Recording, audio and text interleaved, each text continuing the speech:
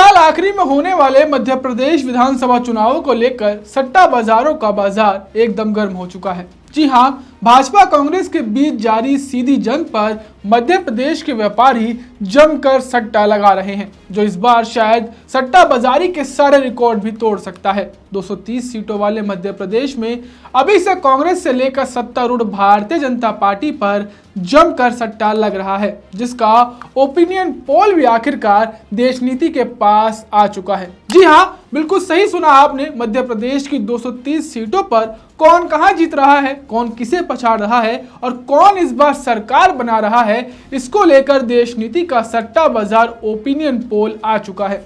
तो इस बार एमपी की सभी सीटों पर क्या चुनावी विश्लेषण बन सकता है, चलिए आपको आज की इस वीडियो में विस्तार पूर्वक बताते हैं। नमस्ते, मेरा नाम सुमित है और आप देश नीति देख रहे हैं।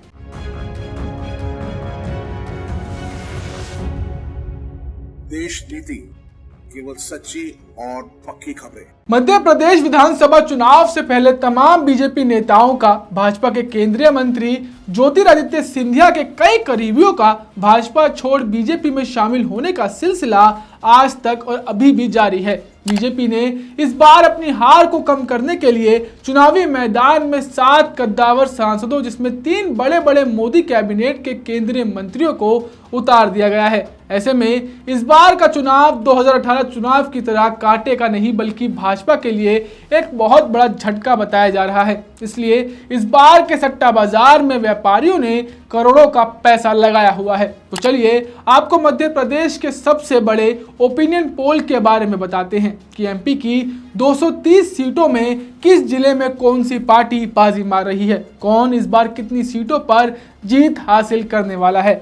सबसे पहले आपको बता दें कि बीजेपी की चुनावी समिति और अंदरूनी सर्वे के हिसाब से भाजपा के मौजूदा 130 विधायकों में से 40 विधायकों की स्थिति काफी कमजोर बताई जा रही है। इसका मतलब यह है कि बीजेपी की 1/3 सीटें इस बार काफी कमजोर नजर आ रही हैं। इसके साथ ही भाजपा के 8 से 10 विधायकों को कमलनाथ की कांग्रेस पार्टी द्वारा कांटे की टक्कर दी जा सकती है। इसी तरह कांग्रेस पार्टी के अंदरूनी सर्वे में यह बात निकलकर सामने आई है कि इस बार लगभग 36 से 38 कांग्रेसी विधायकों को अपनी सीटों पर जबरदस्त चुनौती मिल सकती है। तो चलिए सबसे पहले अगर बात करें मध्य प्रदेश के सबसे चर्चित इलाके यानी कि चंबल रीजन की, तो इस रीजन में मध्य प्रदेश की 34 सीटें आती हैं और 8 जिले आते हैं। बात करें इन 8 जिलों की, तो इसमें भाजपा के केंद्रीय मंत्री ज्योतिरादित्य सिंधिया का गढ़ ग्वालियर, भिंड, मुरैना, शिवपुरी और गुना जैसे बड़े बड़े जिले आते हैं। ऐसे में अगर इस रीजन के 34 सीटों पर क्या आंकड़े बन सकते हैं वो बताएं, तो इस बार भाजपा को इस रीजन से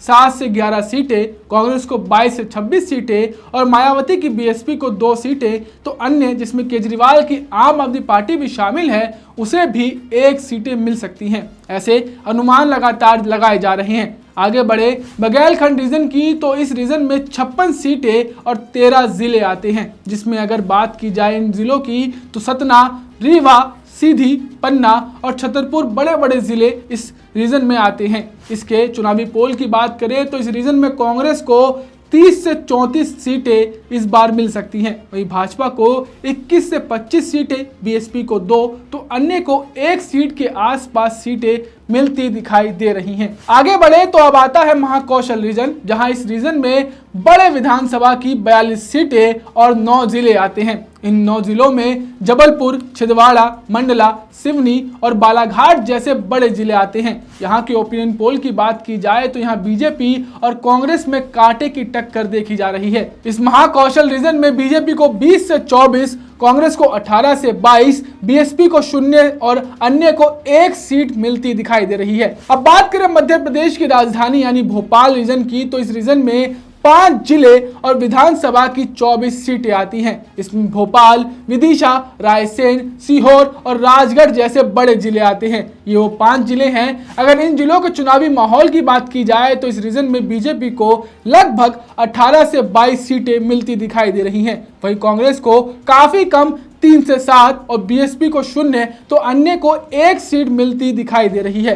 अब बात करें मालवा रीजन की तो इसमें 9 जिले आते हैं और इसमें विधानसभा की 45 सीटें आती हैं। इसमें भी मध्य प्रदेश के बड़े जिले जैसे इंदौर, उज्जैन, धार, देवास और शाजापुर आते हैं, जो औद्योगिक नजरिए से एक बड़े जिले हैं। तो यहाँ की राजनीतिक पार्टियों को अपने अपने गढ़ को बचाने में काफी मेहनत करनी पड़ रही है। यहाँ के ओपिनियन पोल की बात की जाए तो यहाँ बीजेपी को 23 से 27, कांग्रेस को 18 से 22, बीएसपी को 0 तो अन्य को 1 सीट पर जीत मिलती दिखाई दे सकती है। आगे बढ़े तो अब आता है निमाड़ रीजन, जहां की विधानसभा की 28 सीटें और 8 जिले आते हैं। इस जिलों में झाबुआ, अलीराजपुर, खरगोन, खंडवा और बैतूल जैसे बड़े बड़े जिले आते हैं।